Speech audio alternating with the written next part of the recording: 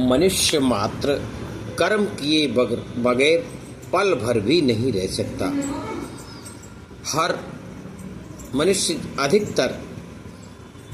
अधिकांश और करते समय फल की इच्छा रखते हैं और उसी को लक्ष्य बनाकर कर्म किए जाते हैं।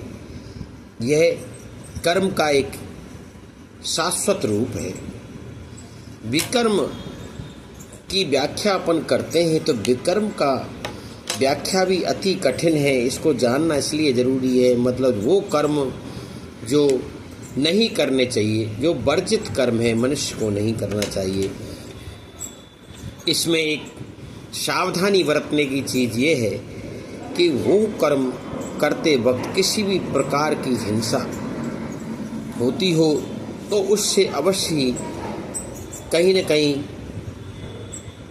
पीड़ा भाव उपजता है।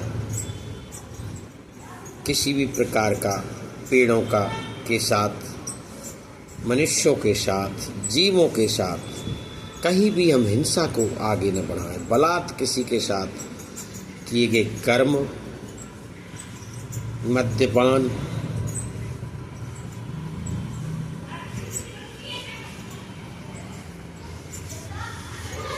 दुष्चरित्रता,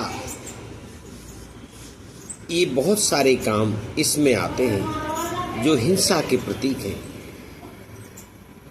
मनुष्य को इस संबंध में मेरे को युधिष्ठिर जी महाराज की एक बात याद आती है कि मनुष्य को स्वयं पे शासन करना चाहिए। दूसरे पे शासन करने का नाम भी एक तरह से हिंसा को ही बढ़ावा देता है।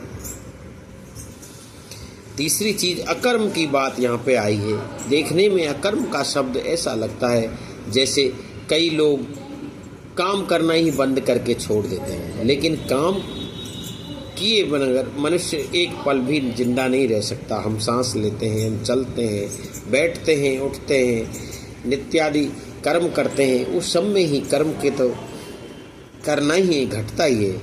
अकर्म का मतलब विद्वान जनों ने और गीता जी ने इस प्रकार लिया है। भगवान श्री कृष्ण अकर्मों से बताते हैं जिसमें आपकी फल की इच्छा नहीं हो और आप कर्म करें, फल की इच्छा नहीं है तो वो अकर्म की परिभाषा में चले जाते हैं, उन्हें कर्म नहीं माना जाता। जय श्री कृष्ण।